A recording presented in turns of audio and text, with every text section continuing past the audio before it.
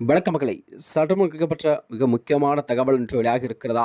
வாக்குப்பதிவு சதவீதம் அதிகரித்தால் ஆட்சி மாற்றம் நடக்குமா தமிழகத்தில்? டேட்டா சொல்வது என்ன? வாங்க வீடியோவை மூலமாக காணலாம்.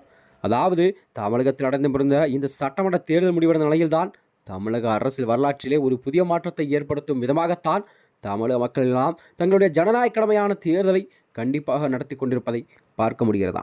இந்த வகையில்தான் தமிழகத்திலே, அதாவது இந்த தமிழக சட்டமன்ற தேர்தலில் 85% வாக்குகள் என்பது அனைத்து தொகுதியிலும் பதிவாகி இருப்பது என்பது ஒரு மிகப்பெரிய ஒரு விஷயமாகத்தான் தமிழக அரசியலில் பார்க்கப்பட்டு வருகிறதா?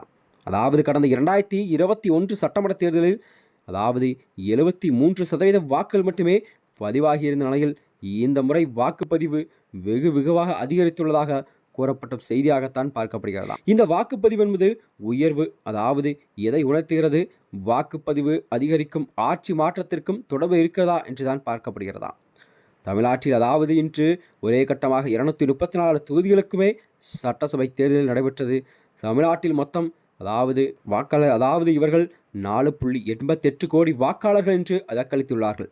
வாக்கு பதிவு முடிவடைந்த நிலையில்தான் வாக்குச்சாவடிகளின் மின்னணு வாக்கு பதிவு இயந்திரங்கள் சீல்கள் எல்லாம் வைக்கப்பட்டு வாக்கு எண்ணும் மையங்களுக்கு கொண்டு செல்லப்பட்டும் வருகிறதாம்.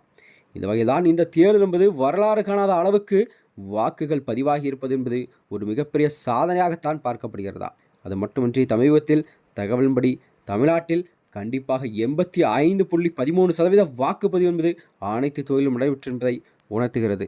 இந்த வகையில்தான், அதாவது குறிப்பாக சொல்லப்போனால் சேலத்தில் 90.70% வாக்குகளும், தருமபுரியில் 90.14% வாக்குகளும், ஈரோட்டில் 90.10% வாக்குகளும், நாமக்கல்லில் 90% வாக்குகளும் பதிவாயிருப்பு என்பது குறிப்பிடத்தக்கதாம். இந்த வகையில்தான் இந்த தமிழக சட்டமன்ற தேர்தலில் வரலாற்றிலே இதுவரை தேர்தலில் வாக்குப்பதிவு என்பது, அதாவது 1951ஆம் ஆண்டு சட்டமன்ற தேர்தலில் 54% மட்டுமே ராஜாஜி தலைமையிலான காங்கிரஸ் கட்சி வாக்களித்திருந்தது. 1957 சட்டமன்ற தேர்தலில் 46.56% காமராஜர் தலைமையிலான காங்கிரஸ் கட்சி ஆட்சி அமைந்தது. 1962 சட்டமன்ற தேர்தலில் 70.65 காமராஜர் ஆட்சி அமைந்தது. 1967 76.57% ஆட்சி மாற்றத்துக்கு ஏற்பட்டதற்கான முதன்முறையாக திமுக வென்றதா? 1971 சட்டமன்ற தேர்தலில் 72.10% வாக்குகள் திமுக ஆட்சி தொடர்ந்தது. 1977 61% ஆட்சி மாற்றத்தை நடைபெற்று முதன்முறையாக அதிமுக வெற்றி பெற்றது. 1980 சட்டமன்ற தேர்தலில் 65% வாக்குகளும் அதிமுக ஆட்சியை தொடர்ந்தது. 1984 73% அதிமுக ஆட்சி தொடர்ந்ததா? இதுபோல் ஒவ்வொரு வருடத்திலும் ஒவ்வொரு கட்சி தங்களுடைய ஆட்சியை கைப்பற்ற நிலையில்தான் அதற்கான வாக்குகளையும் மொத்தமாக சதவீதத்தை காணப்பட்டு வருகிறதா? இந்த நிலையில்தான் தமிழகத்திலே, அதாவது பொதுவாக வாக்குப்பதிவு அதிகரிக்கும் பொழுது கண்டிப்பாக தமிழகத்தில் ஆட்சி மாற்றம் என்பது ஏற்படும் என்ற கருத்து கணிப்பு உண்டாம். ஆட்சி மீதான அதிருப்தி அலையால் அதிகமானோர் வாக்களிக்க உந்தப்படுவார்கள் என்பது கடந்த கால வரலாறு மற்றும் தேர்தல் முடிவுகளின் மூலம் அறியப்படுகிறது.